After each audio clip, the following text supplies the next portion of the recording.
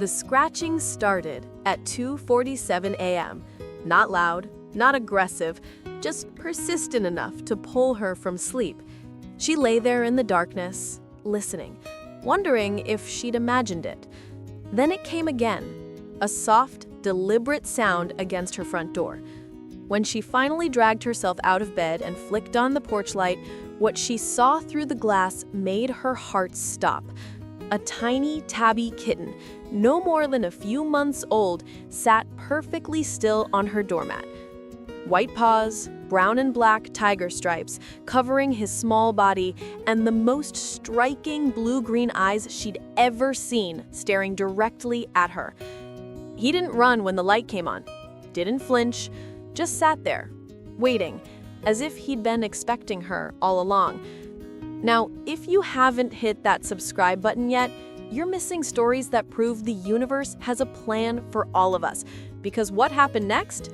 Nobody could have predicted it. She opened the door slowly, expecting him to bolt. That's what strays do, right? They keep their distance, they survive by being cautious. But this kitten? He stood up, took 3 deliberate steps forward, and walked straight into her house like he owned the place. Just marched right in, tail held high, those distinctive stripes catching the hallway light. She stood there, door wide open, completely frozen. Did that just happen? Did a random kitten just move in? "Hey, little guy," she whispered, crouching down. "Where did you come from?" The kitten looked up at her, let out a soft meow that sounded more like a greeting than a cry for help, and rubbed his head against her shin. That was it. That single moment. That's when she knew her life had just changed forever, whether she was ready for it or not. The logical part of her brain kicked in. Check for a collar, look for an owner, post on social media. Do the responsible thing. But as she gently picked him up, feeling how light he was, how his tiny body fit perfectly in her hands, she felt something she hadn't felt in years. That instant connection, that inexplicable bond that tells you this isn't random, this is meant to be. She set up a makeshift bed in her bathroom with old towels, filled a bowl with water, and scrambled some eggs, because that's all she had that seemed cat-appropriate at 3 a.m. The kitten ate like he hadn't seen food in days, which he probably hadn't. Then he did something that still makes her emotional. He climbed into her lap, circled 3 times, and fell asleep purring, that impossibly loud purr that vibrated through her entire body. Here's what nobody tells you about rescue animals. The moment you save them, they start saving you right back. She named him Milo. Don't ask her why. The name just appeared in her mind, fully formed, like he'd told her himself. Over the next week, she did everything by the book. Posted photos in every local lost pet group, contacted animal control, checked with nearby shelters, knocked on neighbors' doors. Nothing. No one was looking for him. It was like he'd appeared out of thin air, specifically on her doorstep, specifically at 2:47 a.m., specifically to change her life. But adopting a stray kitten isn't the fairy tale people imagine. The first vet visit revealed he had fleas, ear mites, and was severely underweight. The second visit, when his constant sneezing wouldn't stop, showed a respiratory infection. The third visit confirmed he needed to be neutered and vaccinated. The bills added up fast. Her friends asked the question she'd been asking herself. "Are you sure you want to take this on?" She'd look at Milo, curled up in that sunny spot by her window that he'd claimed as his kingdom, and the answer was always the same. Absolutely. Milo had quirks that made him unforgettable. He was obsessed with hair ties, would steal them from anywhere and create a secret stash under her couch. He hated closed doors with a passion, would sit outside any closed door meowing like he was personally offended by the concept of privacy. He'd learned that her alarm went off at 7 a.m., so he started his own wake-up routine at 6:59, gently patting her face with those white paws until she opened her eyes.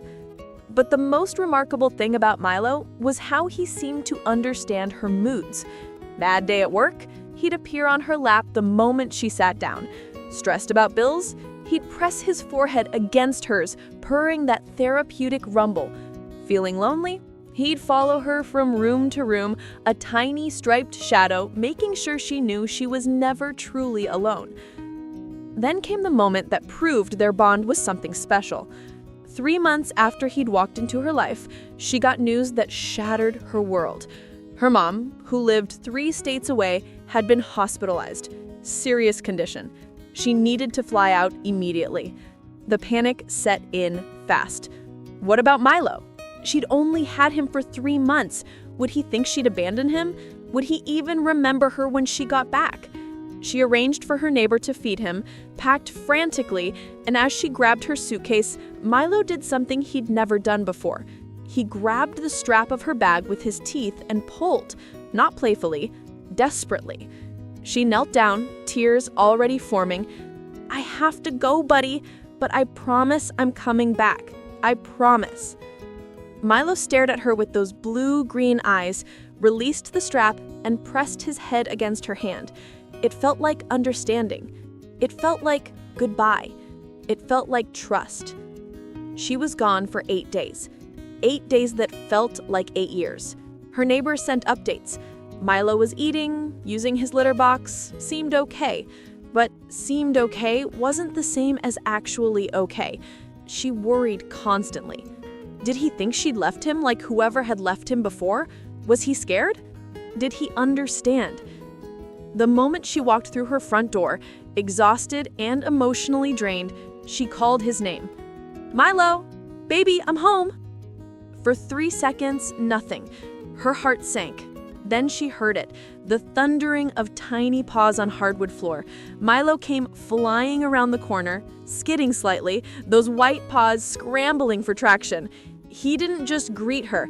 He launched himself at her, climbing up her legs, meowing frantically, purring so loud it sounded like a motorcycle engine, headbutting her face, her hands, anywhere he could reach.